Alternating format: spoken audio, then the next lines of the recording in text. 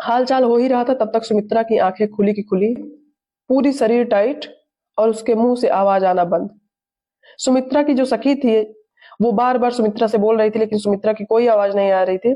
तो सुमित्रा की सखी धक्का देके पूछती है, सुमित्रा सुन रही हो, सुमित्रा सुन रही हो? सुमित्रा कुछ भी नहीं बोल रही थी। उसने जोर जोर से धक्का दिया लेकिन कुछ भी असर नहीं।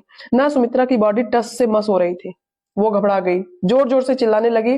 चिल्लाने की आवाज सुनकर सास ससुर पति सब लोग इकट्ठा हुए।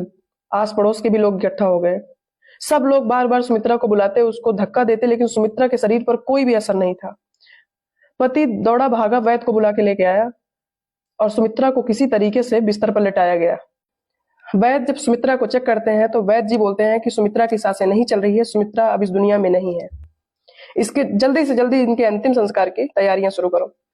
फिर सुमित्रा की जो स्थिति थी, सुमित्रा को जो दौरा पड़ता था, गांव वाले पहले से ही सदमे में थे। लोग डर गए, अपने बच्चों को घरों में बंद कर दिए और बाहर नहीं निकलने दिए। और ये हुआ कि बहुत जल्दी, जितना जल्दी हो सके, सुमित्रा के अंतिम संस्कार की तैयारियां की जाए और अंतिम संस्कार कर दिया जाए। बाहर आदमी लकड़ियों की तैयारी करने लगे और सब चीजों की तैयारी करने लगे और औरतें, क्योंकि सुमित्रा सुहागन थी तो उसको नहला धुला के उसके श्रृंगार की तैयारियां शुरू होने लगी। जब औरतें उसको तेल लगा रही थी तभी सुमित्रा की आंखें खुल गई और सुमित्रा की धड़कन तेजी तेजी से चलने लगी। औरत डर गई और भागने लगी। भागते हुए जब बाहर आई तो लोग पूछे, क्या हुआ, क्यों भाग रही हो? बताई कि सुमित्रा की आंखें खुल गई और उसकी धड़कन चल रही है। फिर दूसरी औरत आई, उसने भी ये बताया। तीसरी औरत आई, उसने भी ये बताया। वैद्य जी वहीं बैठे थे।